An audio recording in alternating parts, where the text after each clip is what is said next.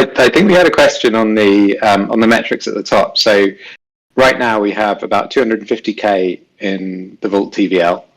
Then there's $160 in hedges and 208 in GLP. So I think the question was, why isn't GLP, the amount of assets in GLP plus the hedges, equal to the TVL?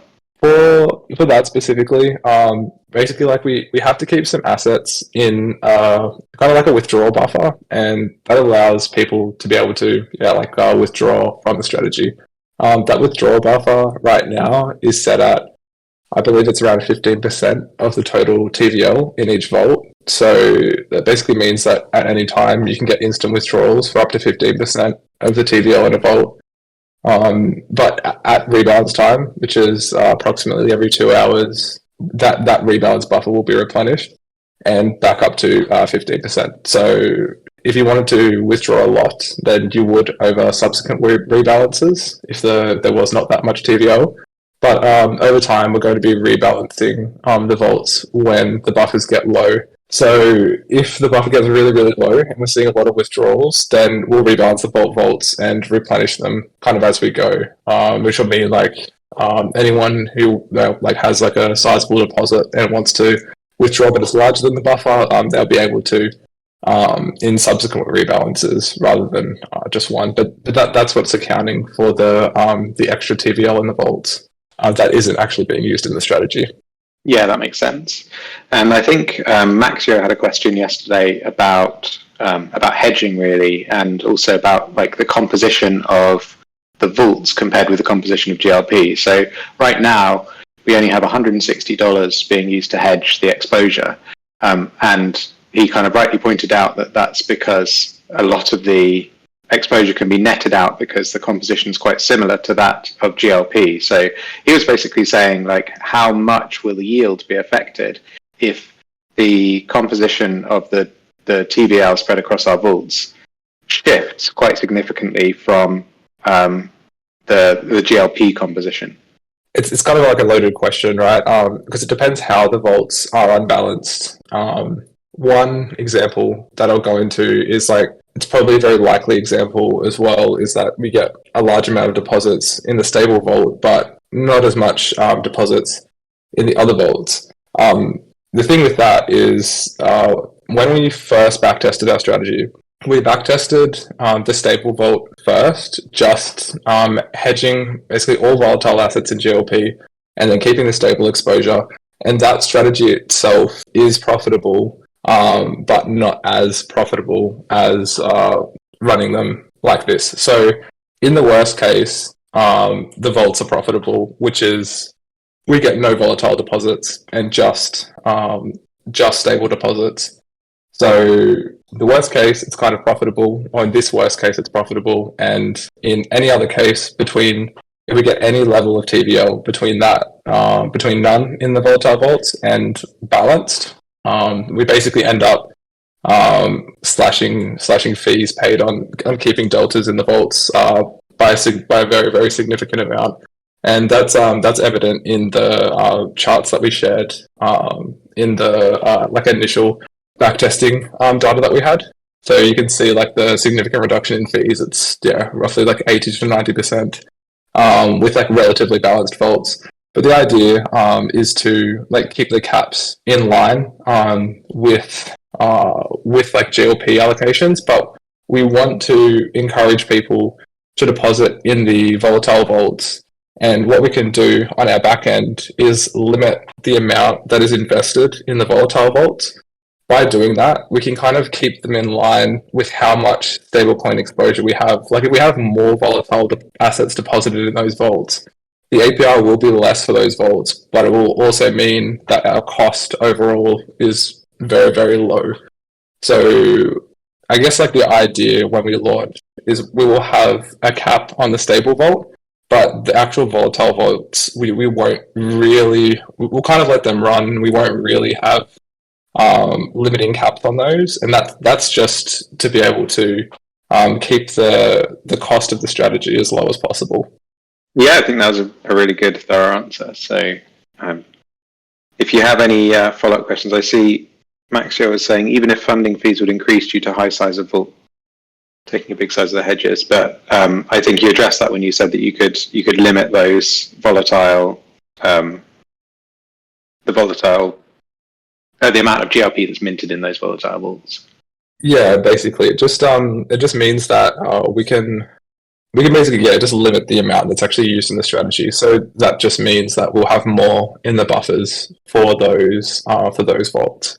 Yeah, and kind of subsequently, the vaults that have more in the buffers would have a slightly lower APR, and so if there is a kind of incentive for people to deposit in the one with the highest APR, then they may want to choose a different vault, which is awesome. Yeah, exactly. I just wanted to comment on quickly as well.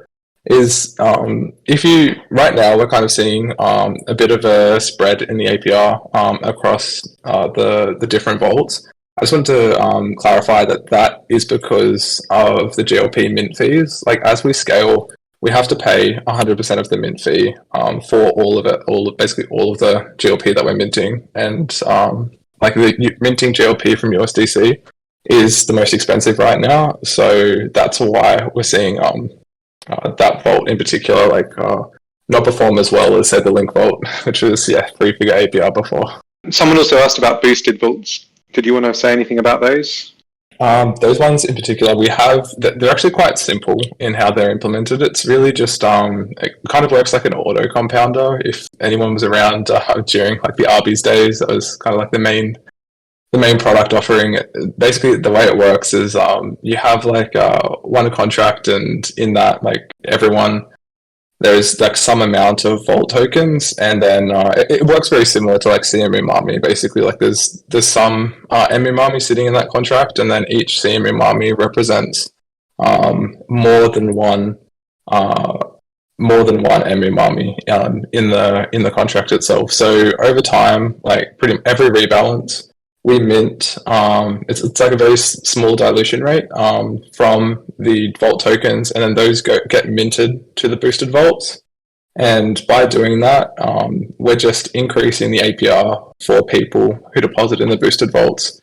I guess like in exchange for getting that boosted APR, depositors will have to they won't be able to withdraw instantly from the strategy. They'll have to basically wait 14 days before they're able to like receive their vault receipt tokens back.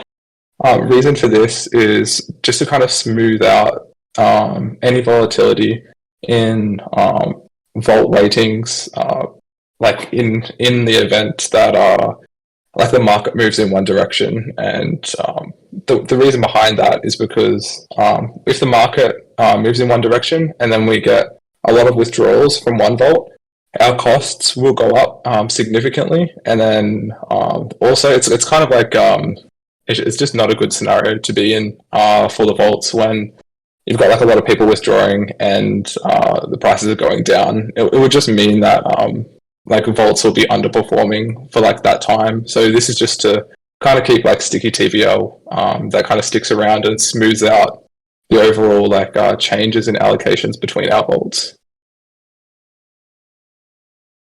That's awesome. And Strad has asked a question about TVL diluting the yield, and says, at what TVL will the products begin to be diluted? And I guess kind of related to that is yield dilution of the boosted vaults as well. Like what sort of percentage of deposits do we expect to see going into the boosted vaults, or hope to see going to the boosted vaults? And what kind of APR differences do we think we're going to see? I know that's probably a tricky question, that last one. Yeah, I would like really hope for at least like 20 to 30% going into the boosted vaults, and at that we should the APR boost that you'll receive. That's kind of tricky because it depends on how many people have deposited in those vaults. But I think that's where we'll find like that 20 to 30% of people choosing that, because the more people that choose it, the lower the APR will be for the boosted vaults. Like if everyone decided to deposit in the boosted vaults, then there would be no boost. So there will be that sweet spot where the market kind of finds the best APR for those vaults, which will play out over time. And I'm hoping it's between 20 and 30% of the total vault tokens, which would look really good. But that's and overall for the GLP vaults as a whole, like how much? So the beauty of these vaults is that for the actual scalability of the yields, it basically has the same profile as like GLP itself. So if GLP yield starts to if there isn't much activity on GMX and GLP isn't, if the utilization rate is quite low, then it's basically equal to holding GLP in that, like realistically, like we could scale up to like over 100 million, and it would remain like the same strategy. So I guess now it's worth talking about like the next steps in terms of continuing the vault scaling, seeing how it performs with even more TVL from the treasury, and also understanding what's left to do, what's going on with the audit, etc., etc., etc. Like, what's next for these vaults? Right now, just today, actually, I just finished off the audit response for Zokyo. We got like the initial response back from them. It was like overwhelmingly positive. They didn't really find anything more. Like the changes that we'd made from the previous audit to now were kind of like they were like limited in their scope. So it wasn't like Zokyo had to complete a full audit again. They just had to audit the new stuff and some things that were changed. And I guess like have a look over everything else that again, which is nice. And there was basically like nothing that Zokyo really found. No critical issues, which is amazing news. It was just like some small changes that I made that they recommended, and we'll send that off on Monday, and then we'll get the final response back from them. Next for the vault scaling, what we're planning on doing next is basically increasing the vault TVL by 50% or more, and increasing them in an unbalanced way. So up until now, we've been increasing them in a balanced way, which means that we're kind of increasing them into the same balance as GLP, which is why we're seeing like so much efficiency right now. But the next thing we want to do is kind of like push it a little bit and try and break it in a way, like try and just like put double the TVL, which is something we probably will see in launch when a lot of people are depositing at once, and depositing in an unbalanced way, and then after that it's just basically going to 1 million, and that's pretty much what's next for us with that. Sounds awesome. So basically you're going to try and make the line go down now. Yeah, kinda. not really go down. I guess it's like making them slightly less efficient. Yeah. So you skipped over the audit a little bit with just a passing comment of no critical issues, but I understand the code base, that although it was like a second audit, you still added a really significant amount of code, right? Yeah, so all the stuff we added was basically like Aave hedging, which we're yet to test live, but right now we're just running with GMX hedges, which will be enough to scale and launch with. But Aave was quite a significant add. The other thing we added was correlation hedging. We are testing that right now, and it is running.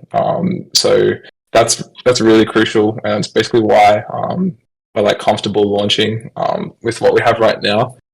Every time we rebalance, we basically like check the correlation between Link and Uni and ETH and Bitcoin. So like how closely they move together, and then by that we get like a coefficient which we can multiply some ETH hedge to basically roughly equal a Uni hedge.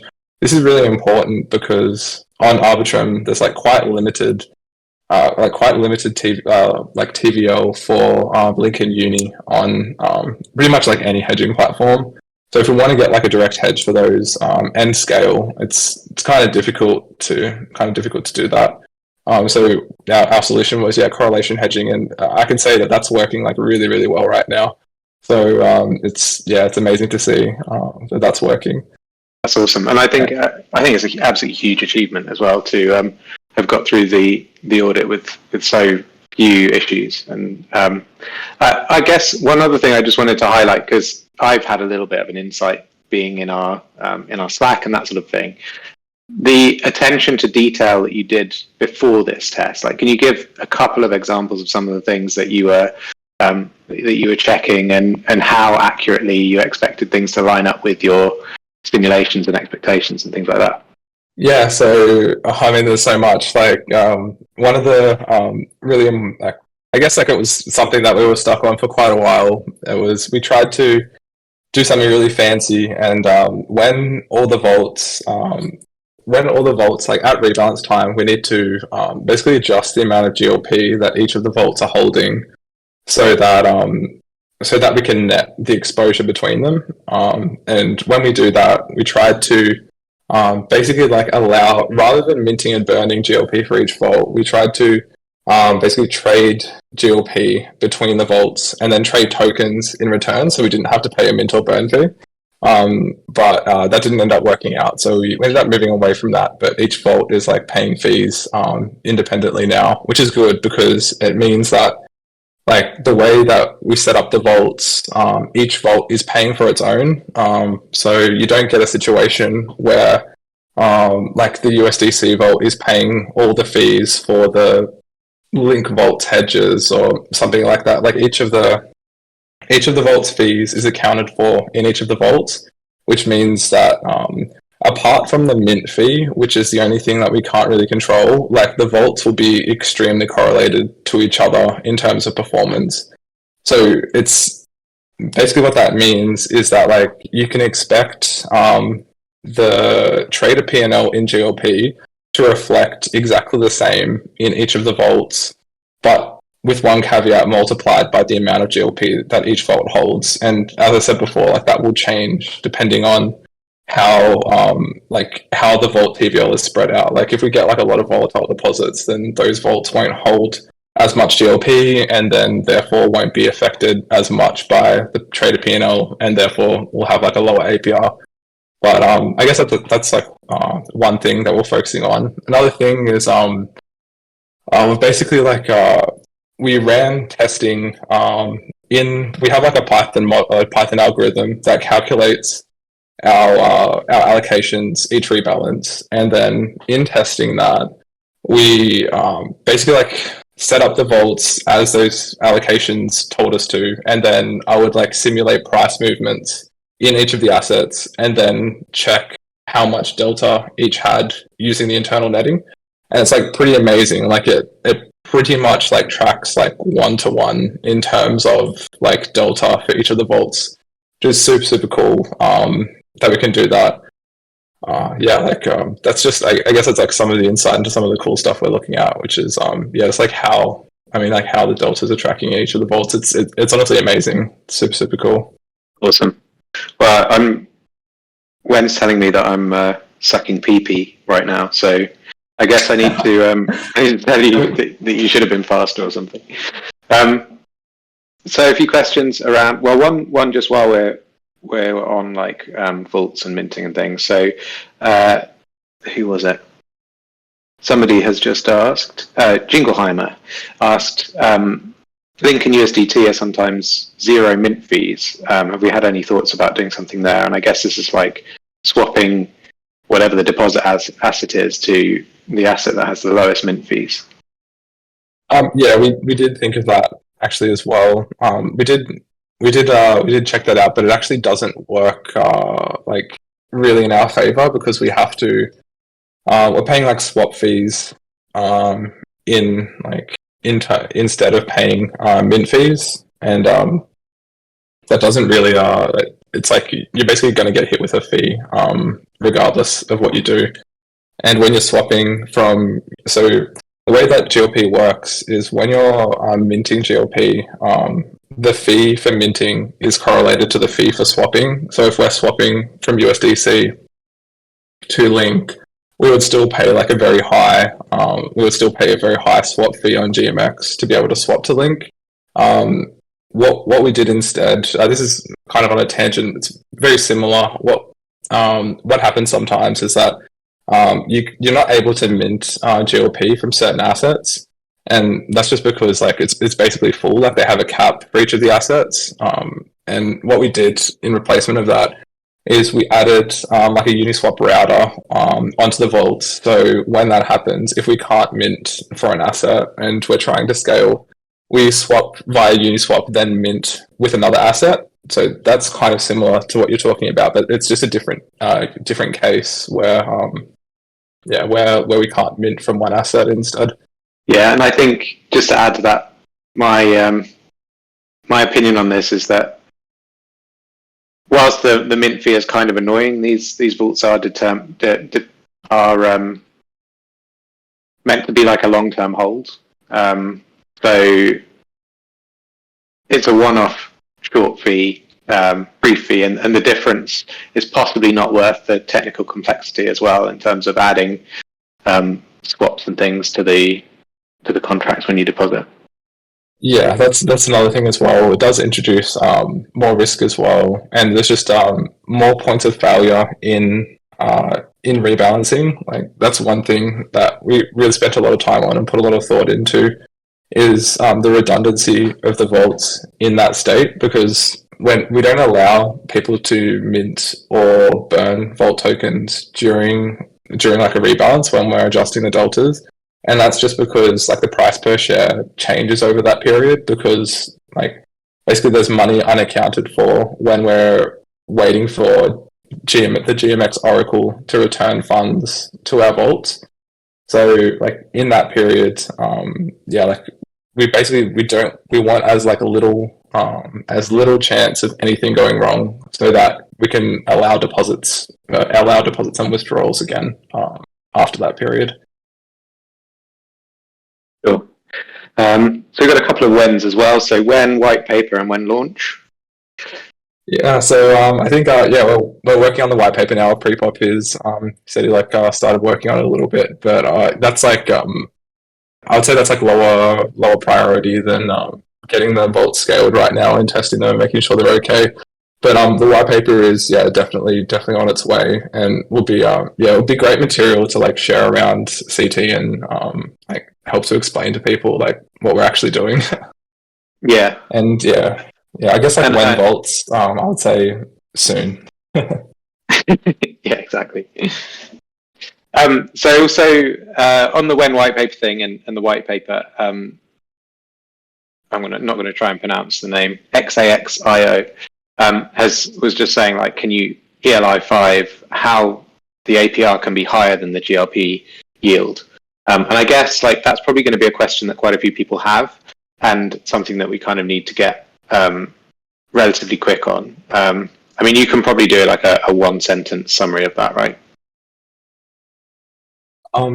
So that would just be because the GLP APR that you see is just fees from the previous weeks paid to GLP stakers. Basically, you don't that APR doesn't include trader P&L. That's it simply. Yeah. So it's basically because how can the actual projected APR be higher if the trader P&L is positive for them? I think that's probably a reference to the graph that we have on the vault scaling page. So right now, the traders, on the graph, the P&L is, as in traders are winning. The number is negative with respect to our graphs. But I think the point here is that it's kind of trending down. They have been losing. Is that right? Yeah. So what's happening now is, I mentioned it just before, but like we are scaling during a time, we were scaling at a time when traders had won more and then they lost. So we'd made a gain over that period, and then we had realized some of that gain into the buffer. and that's we kind of took, essentially it's like we bought low and then we sold a little bit high is how it kind of works. But yeah, like, so right now they are losing, or traders are winning more, but because we bought GLP lower than what it is now, that's why it's still trending up. Yeah, and there was a period right at the start, it looks like, where they made some big gains, but we had less TVL in the vaults at that point, right? So yeah, it had less of an impact. Yeah, we had about 50k at that time, so now we have 5 times that, which is why. Awesome. So a couple of other questions then from the chat in places. So deposit limits and like how we launch. Do you have any thoughts on that? Yeah, so I was just discussing it before with everyone.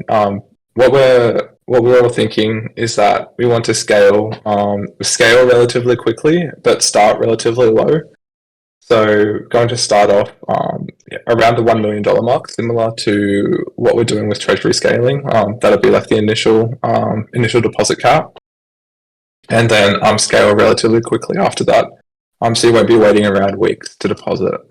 It'll be scaling relatively quickly. Yeah, it's just the main idea behind that is again, it's just, I would say, like, we're still in a beta period if you're going by like software releases. So it's better to be safer than just increase to like an 8-figure cap and let everyone deposit. Yeah, absolutely. And I think a little bit of alpha for those who are willing to be early depositors. There is, like, if you're, because of the way that we're charging fees when we mint GLP, or when you deposit into the vaults, because we're going to mint GLP and there could be a big fee for it. To simplify things, we just used a flat fee, but the DAO and the treasury don't take anything from that fee. So if there's any excess, i.e. if the actual mint fee for GLP is smaller than what we are charging, that extra kind of spillover goes back into the vaults, and people who are already in the vaults will benefit from it. So there is a kind of a little boost to be had, I think, if you are an early depositor into the vaults as well. Yeah, that's true. Like, we front load fees on deposits and withdrawals, so that covers fees for any opening and closing fees for GLP, and any like hedge changes that would happen as a result of you leaving. So there is also a boost with that, as GreyPixel mentioned. So there is a bit of alpha in depositing early. I will say that. So then there's a question more for BD people here who we don't have any up on stage, but have we gauged interest from other DAO treasury deposits for the launch period? I'm actually not sure. I did hear that Wen was now managing the DopeX treasury, so maybe then. Oh yeah. He's just going to dump it all in Link. Yeah, I hope so. Yeah. I think the answer is, I don't want to speak for other people, but I think the answer is that we are in discussion with them, yes. And, there are quite a few people who will be interested in this. My guess is that it's probably not unlikely that people kind of watch the vaults for a little bit to see how things go. And then TVL deposits accelerate once people are kind of comfortable that they're working. Yeah, so that's basically what Wen's just said in the chat. So he said they are interested, but many want to see real world performance. Yeah, Wen's saying a couple of weeks or months in, we should see deposits from other DAOs and other treasuries.